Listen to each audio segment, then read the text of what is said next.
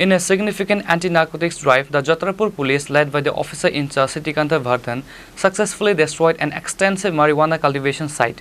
The operation lasted from 7 am to 10 am, marks the fourth such campaign in the current season.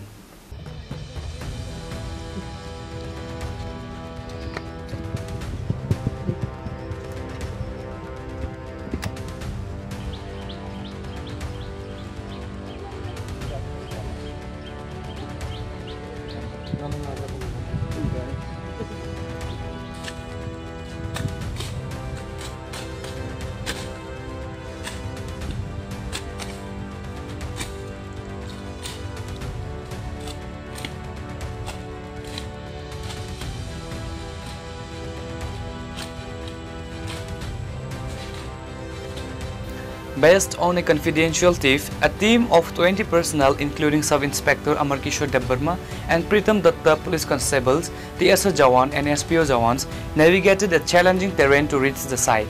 According to Urshi Vardhan, the team discovered several large ganja nurseries and newly sprouted plantation on agricultural land. The entire cultivation, estimated to be contain over 2 lakh ganja plants, were completely destroyed.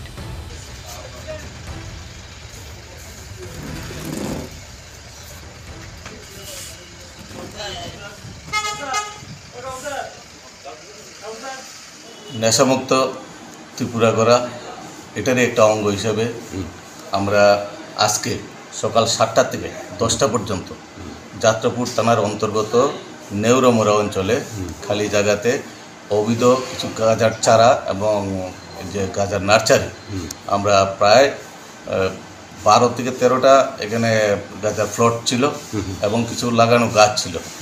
Total আমরা অনুমান 2 লক্ষের মতো আমরা গাঁজার চারা এবং nursery আমরা এখানে টোটাল আমরা ধ্বংস করতে সক্ষম হয়েছি এবং এই গাঁজা চারা লাগানোতে কে কে জড়িত আছে এবং তাদেরকে আমরা খুঁজছি এবং আমরা একটা ইনকোয়ারি চলছে এটার উপরে।